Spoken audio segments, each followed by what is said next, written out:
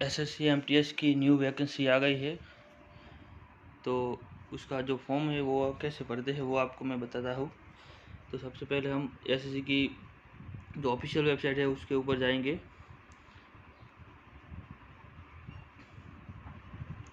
यहाँ पर आप देख सकते हैं कि एसएससी की जो वैकेंसी है उसकी नोटिस आ गई है।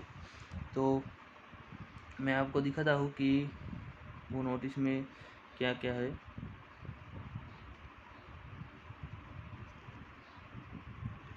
तो यहाँ पर आप देख सकते हैं कि एसएससी ने जो न्यू वैकेंसी डाली है उसकी जो फॉर्म फिलअप करने की जो डेट है वो है, ऑनलाइन एप्लीकेशन की डेट है 30/6/2023 और वो पूरी होती है 21 जुलाई 2023 तक। और उसका जो एप्लीकेशन में जो last date and time receipt जो है वो है 21 जुलाई 2023 है। और उसमें आप देख सकते हैं कि ऑनलाइन ऑनलाइन पेमेंट करने की फ़ी की पेमेंट करने की जो डेट है वो है 22 जुलाई 2023 है। और उसमें जो ऑफलाइन चलन की जो डेट है वो है 23 जुलाई 2023 तक। और आगे आप देख सकते हैं कि जो एसएससी एमटीएस की जो कंप्यूटर बेस्ड एग्जामिनेशन है वो सितंबर 2023 तक आएगी। और आगे आप देख सकते हैं कि एसएससी एमटीएस की जो वैकेंसी है उसमें एमटीएस की वैकेंसी है जो है 1198 और हवलदार की जो वैकेंसी है वो है 360। उसके बाद इसमें दिया है कि जो एसएससी एमटीएस का जो ये वैकेंसी डाली है उसका फॉर्म फिलअप करने के लिए ऑफिशियल वेबसाइट डाली है, वो आपको दिख रही है ssc.nice.in है। उसमें कैंडिडेट कॉर्नर पे आप जाकर उसकी वैकेंसी देख सकते हो। आगे आप देख सकते हैं कि ये क्या लिखा है, permissible disability for person with disability. इसका मतलब है कि आप अगर विकलांग है तो ये सब ऐसी विकलांगता आप में है तो आप उसमें भी आप फॉर्म भर सकते हैं। आगे आप देख सकते हैं कि जो एसएससी एमटीएस की जो वैकेंसी है उसमें एज लिमिट है, उसमें जो एमटीएस की जो वैकेंसी है उसमें एज लिमिट 18 से 25 की है। और जो हवलदार की जो वैकेंसी है उसमें एज लिमिट है वो है 18 से 27 तक की है। आगे आप देख सकते हैं कि उसमें जो एज रिलेक्शन दिया गया है उसमें SC/ST का 5 ईयर का एज रिलेक्शन है, ओबीसी का 3 ईयर का एज रिलेक्शन दिया गया है। और ऐसे ही आगे आगे जो जैसे आता है उसमें एज रिलेक्शन दिया गया है।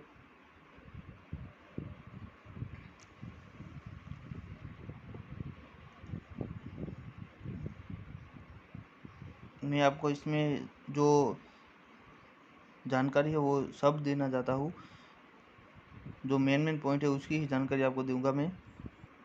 और इसमें जो एजुकेशन क्वालिफिकेशन की बात करते हैं तो उसमें जो 10 पास है वो भी इसमें फॉर्म भर सकते हैं और उससे ज़्यादा जो पढ़े हैं वो भी इसमें फॉर्म भर सकते हैं। आगे की बात करें तो जो एसएससी एमटीएस में जो फॉर्म भरने के बाद आपको एप्लीकेशन फ़ी भरनी होती है, वो जो जनरल कैटेगरी के लिए 100 रुपये है और अदर कैटेगरी के लिए फ़ी माफ़ की गई है। तो यहाँ पर आप देख सकते हैं कि एसएससी एमटीएस ने जो उनके जो एग्जामिनेशन सेंटर है वो दिए गए हैं, जिसमें जो जो स्टेट के एग्जामिनेशन सेंटर है वो यहाँ पर सब दिए गए हैं। आप अपने स्टेट का एग्जामिनेशन सेंटर देख सकते हो जहाँ पर आपको, और इसमें आप फॉर्म फिलअप करते समय जो 3 सेंटर दिए जाते हैं वो पहले 3 सेंटर आप भर के वो उसमें से कोई एक पर आपका एग्जामिनेशन सेंटर आएगा, तो आप वो फिलअप कर देना ध्यान से देखकर। तो आप देख लीजिए कि आपका जो स्टेट का जो एग्जामिनेशन सेंटर कौन सा है।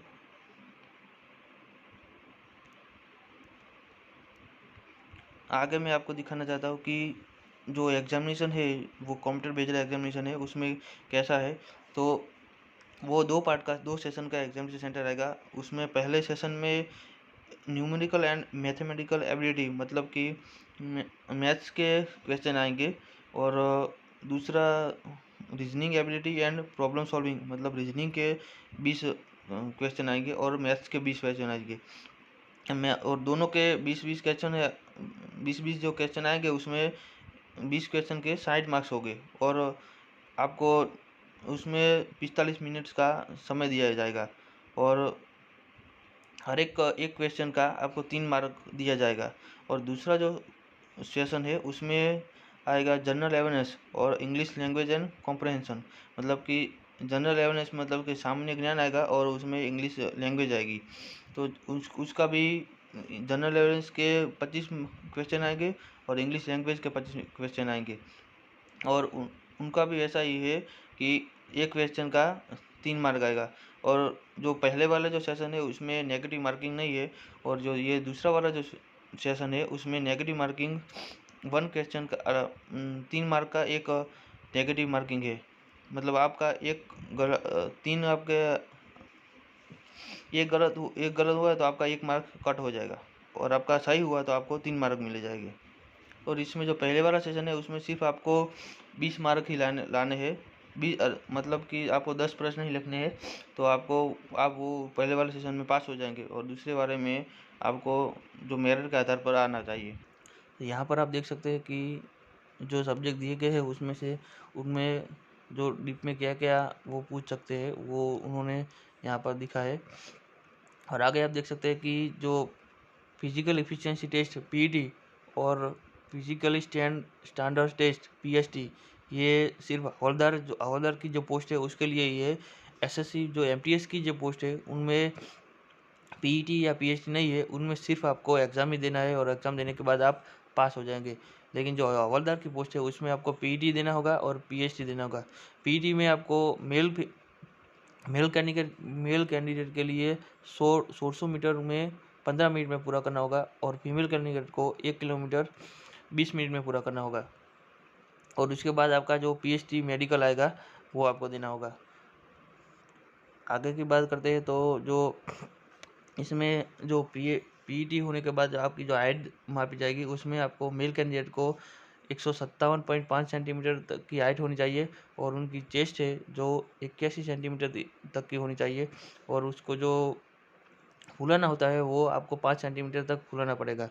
और जो फीमेल कैंडिडेट है उनकी जो हाइट है वो 152 सेंटीमीटर होनी चाहिए और उनमें जो चेस्ट नहीं होता है उसमें उनमें वेट लिखा गया है जो 48 किलो तक का होना चाहिए। ठीक है, तो यहाँ पर मैं आपको दिखाना चाहता हूँ कि आप जो एसएससी एमटीएस में जो फॉर्म भर रहे हैं तो एसएससी की जो ऑफिशियल वेबसाइट है उसके ऊपर आपको सबसे पहले रजिस्ट्रेशन करना पड़ता है। और ये जो दिख रहा है ये उसमें सबसे पहले आपको जो न्यू यूज़र की आईडी पे रजिस्ट्रेशन करना होता है, उसमें ऐसे आपको जो सैंपल की तरह ये दिया गया है फॉर्म में, तो आपको ऐसे ही ये फॉर्म भरना पड़ेगा पहले। उसके बाद आपको ये सेव बटन पर क्लिक करना होगा और उसके बाद आपका रजिस्ट्रेशन नंबर आएगा और आपको उसमें पासवर्ड डालना पड़ेगा जो आपका जो पासवर्ड आप रखना चाहते हैं वो। उसके बाद आप आगे देखते हैं कि आपको उसमें रजिस्ट्रेशन और पासवर्ड डालेंगे तो आपका ये फॉर्म फिलअप होगा। उसमें आपको ये सारी जानकारी देनी है और वो ये फॉर्म भी आपको भरना है। उसके बाद आगे आपको ऐसे ही फॉर्म भरना पड़ेगा और फिर ये इसमें जो स्टेट के बारे में स्टेट दिए गए हैं उसमें जो कोड दिए गए हैं तो आप जैसी जैसी वैकेंसी दी गई है वैसे आप इसमें भर सकते हैं कि आपको पहले कौन से स्टेट में आपको नौकरी लेनी है तो उसका कोड डालेंगे यहाँ पर और फिर बाद में जो भी आपको डालना है वो यहाँ पर आप डाल सकते हैं। फिर आगे की बात करते हैं तो यहाँ पर आपको अपना फ़ोटोग्राफ और सिग्नेचर डालना है। तो फ़ोटोग्राफ जो आपका होना चाहिए वो 21 अप्रैल 2023 के बाद का होना चाहिए और उसमें भी आपको जो यहाँ पर दिए गए हैं फ़ोटोज़ तो वैसे आपको फ़ोटो डाल सैंपल और photograph which are not applicable, तो ऐसे आपको फ़ोटो नहीं डालने हैं। तो उसके ऊपर का जो दिखा है एक्सेप्टेबल फ़ोटोग्राफ ऐसे ही आपको फ़ोटो डालने हैं। आगे आपको जो यहाँ पर लिखा गया है कि languages for computer based examination, तो इसमें ये कहा गया है कि आप जब फॉर्म फिलअप करते हैं तो उसमें आपको आप कौन सी लैंग्वेज में आपका एग्ज़ाम देना चाहते हैं कंप्यूटर में, तो जो भी आप लैंग्वेज में देना चाहते हैं वो कोड उसके सामने दिया गया है, वो कोड आपको उसमें फॉर्म में भरना पड़ेगा। तो वही एग्ज़ाम आप कंप्यूटर बेस्ड में दे सकते हैं।